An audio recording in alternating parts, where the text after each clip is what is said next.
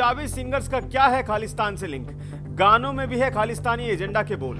Music industry में पंजाब के कई जाने माने सिंगर्स और रैपर्स जैसे शुभ, एपी ढिल्लन, दिलजीत दोसांझ, जेजीबी, अफसाना खान, हार्डकोर, बी प्राक जैसी कई हस्तियों को खालिस्तान को सपोर्ट करते देखा गया है। अक्सर आपको उनके गानों में ऐसे बोल भी मिल जाएंगे जो खालिस्तान के एजेंडे को कहीं ना कहीं सपोर्ट करते हैं। हाल ही में कनाडा में रहने वाले मशहूर गायक शुभजीत सिंह यानी शुभ ने हाल ही में भारत का एक नक्शा पोस्ट किया था जिसमें पंजाब, कश्मीर और नॉर्थ ईस्ट को भारत का हिस्सा नहीं बताया गया था। इसको लेकर काफी बवाल भी हुआ था जिससे शुभ के इंडिया में हो रहे कॉन्सर्ट को रद्द कर दिया गया था। लेकिन सिर्फ शुभ ही नहीं बल्कि कई दूसरे पंजाबी सिंगर्स के गाने और उनके पोस्ट भी खालिस्तान को सपोर्ट करते हैं। ये बातें हम हवा में नहीं बोल रहे हैं, आप पूरा वीडियो देखते रहिए, आपको पता चलेगा कि इन पंजाबी सिंगरों का खालिस्तान से क्या कनेक्शन है। इंदरपाल मुगा का डाकू गाना आजकल काफी फेमस हो गया है। क्या आपने इस गाने के लिरिक्स को ध्यान से सुना है? अगर नहीं तो हम आपको बताते हैं कि इस गाने के बोल और उसके मतलब। इस गाने की लाइन, मैं डाकू एक नंबर था और मेरी जीप खड़ी एक थाने में, उसके बदले में 2 लेना, ये बोल सेपरेटिस्ट लीडर जरनैल सिंह भिंडरवाला के हैं। जी हाँ, आपने सही सुना, जरनैल सिंह भिंडरवाला। लीजिए, आप खुद ही सुन लीजिए। एक जीप खड़ी मेरी थाने दे विच बदले दे मैं 2 लेना, पर चेता जरूर रखो भी एक जीप दियां 2 लेनियां। नी मैं डाकू एक नंबर दा हां, डाकू एक नंबर दा पक्का। और यही नहीं बल्कि इस गाने में जरनैल सिंह की ओरिजिनल स्पीच को भी प्ले किया गया है। मैं डाकू एक नंबर दा पक्का, मैं स्वीकार कीता ही मैं डाकू हूं। गौरतलब है कि भारत में फेमस इन सिंगरों को खालिस्तानी अलगाववादियों से पैसा भी आता है। 4 बज गए और लॉन्ग द लश्कारा जैसे कई मशहूर गानों के सिंगर हार्डकोर का कनेक्शन गुरुपतवंत सिंह पन्नू से है।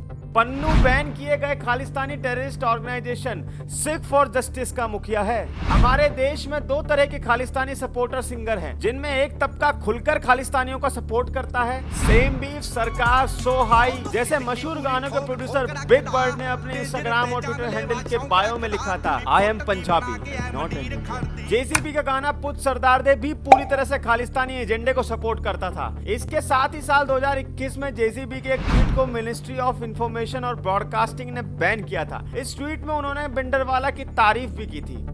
ऑर्गेनाइजर के एक आर्टिकल के अनुसार एक लाइव स्ट्रीम के दौरान दिलजीत दोसांझ ने एसएफजे चीफ पन्नू को सपोर्ट किया था और ऑपरेशन ब्लू स्टार के खिलाफ हथियार उठाकर बदला लेने की बात भी कह डाली। आइए जानते हैं खालिस्तानी एजेंडे की आड़ में ये कैसे गैरकानूनी धंधे चलाते हैं और इन सिंगरों का खालिस्तानी सेपरेटिस्ट लीडर से क्या कनेक्शन है। पंजाब के ज्यादातर गानों में गन और गैंग कल्चर को प्रमोट किया जाता है, ये बात सभी जानते हैं। और इतना ही नहीं, असल में भी इन सिंगरों और गैंग का अपना अलग अलग नेक्सस पंजाब में काम करता है और इसको बढ़ावा देने के लिए खालिस्तानी आइडिया का सहारा लिया जाता है।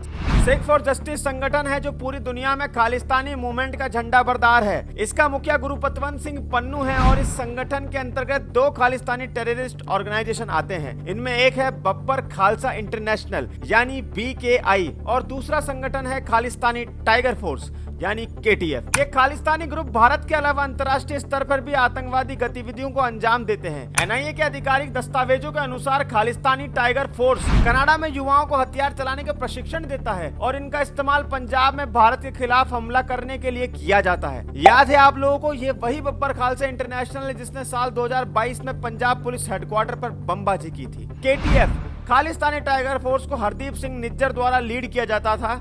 निज्जर की हत्या के बाद सुखदूल सिंह सुक्खा और अर्शदीप सिंह उर्फ अर्शदल्ला इस ग्रुप को संभालने लगे और कुछ दिनों पहले ही सुक्खा को भी मार दिया गया, जिसके बाद KTF को केवल अर्शदीप सिंह उर्फ अर्शदल्ला रन कर रहा है। अभी हाल ही में कनाडा के प्रधानमंत्री जस्टिन ट्रूडो ने G20 समिट के दौरान भारत पर निज्जर की हत्या करने का आरोप तक लगा डाला। अब बात करते हैं बब्बर खालसा की, जिसे साल 1978 में बनाया गया था। इस संगठन को पाकिस्तान में रहने वाले वाधवा सिंह उर्फ चच्चा और बब्बर द्वारा चलाया जा रहा था।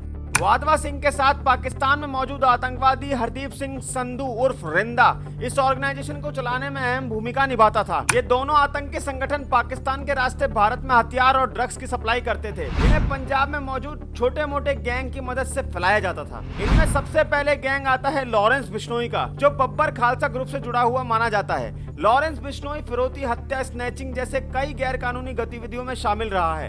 दूसरा गैंग है बम्बिहा ग्रुप, ये KTF से जुड़ा हुआ है। इसके लीडर देवेंद्र बम्बिहा का 2016 में एनकाउंटर किया जा चुका है। इस गैंग को अभी लक्की पटियाल चलाता है।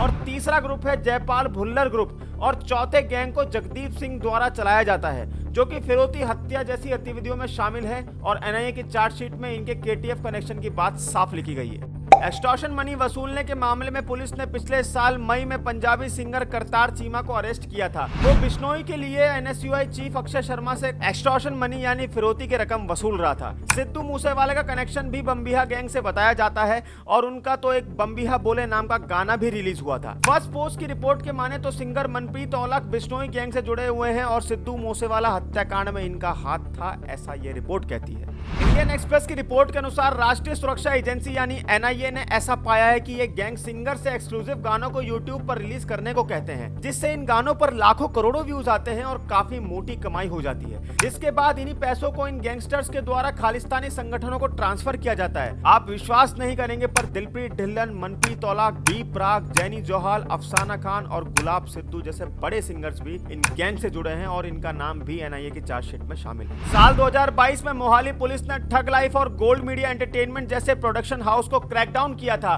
क्योंकि ये कंपनियां इन गैंगस्टर्स के पैसों से चल रही थी। आप जानकर हैरान रह जाओगे कि गोल्ड मीडिया एंटरटेनमेंट से मिलिंद गाबा, गुरु रंधावा, जस्सी गिल, मिक्का सिंह, गिप्पी गरेवाल और एमी विर्क जैसे मशहूर सिंगर्स जुड़े हुए थे।